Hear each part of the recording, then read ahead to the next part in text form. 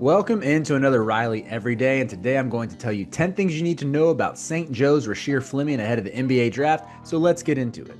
Number 1, over the past year, Fleming has commonly been referred to as a sleeper, and you can see that in mock drafts where he went from being a projected late first rounder to working his way up to fringe lottery at the time of recording. And I think playing at an A10 school will do that to you, it'll put you under the radar a little bit. However, it's worth noting his background. He competed on the EYBL circuit and played at Camden High School, which is a nationally ranked school in New Jersey that's produced a number of high-level pros. And speaking of Camden, that gets us to number 2. He shared the court with DJ Wagner and Aaron Bradshaw, 2 top 10 recruits in the class of 2023. And oddly enough, Fleming is the first of that trio to make it to the NBA. I think it speaks to his work ethic and his developmental curve, while also highlighting that 2023 was a weird class. It was hard to evaluate. It was affected by COVID in terms of development and where guys were progressing throughout the high school ranks.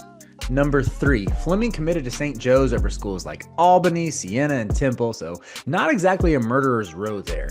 And despite his physical traits and some of the production he showed in high school, at the time of his signing, head coach Billy Lang most commented on his off-court attributes. He mentioned his resilience. He said he has that hawk will never die spirit. Fleming was seen as potential at the time. He was far from a sure thing. And that gets us to number 4. His first year at St. Joe's started quietly. However, he quickly shattered expectations. He made 18 starts as a rookie, and he mostly impacted the game on the glass. He logged 7 games with 8 or more boards, and he also scored in double figures 4 times. But clearly something clicked in the eyes of the coaching staff, which leads us to number 5. He was named team captain for his sophomore year.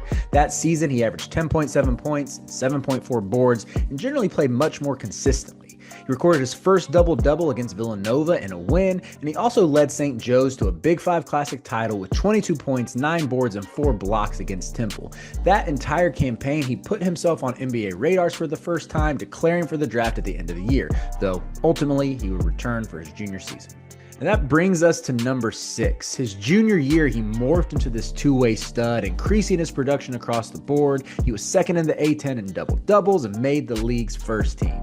He also showed these insane flashes on the defensive side of the ball. In his second win against Villanova in as many years, he had this incredible possession in the first half where he got switched onto Jordan Longino and just unleashed one of the nastiest blocks I saw all season. If you're a draft junkie, highly recommend going back and watching that game. It's up on YouTube.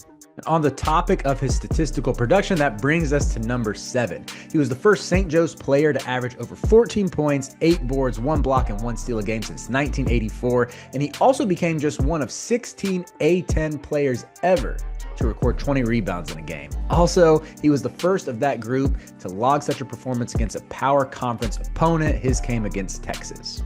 Number 8 is another thing to love about Fleming. He's very aware of where he needs to improve. In an interview with Hoops Hype ahead of the NBA Draft Combine, he spoke very candidly about some of his weaknesses. He said he wants to improve his defensive technique and be able to slide his feet better while guarding guards. Thought that was really interesting as he's already a great defensive prospect. Additionally, he mentioned making plays with the ball in his hands, improving his feel, and also just knocking down threes more consistently. I thought it was really refreshing just to see how openly he spoke about how he envisions his career playing out, and it seemed very realistic, like he understands his role. I think that IQ, the off-court persona, all of that will help him stick in the NBA. Nevertheless, he still crushed the combine. He measured with the fastest shuttle run and also had a 7'5" wingspan. Just ridiculous for a guy who will primarily play the 4 and can also give you some minutes at the 3. And finally, number 10.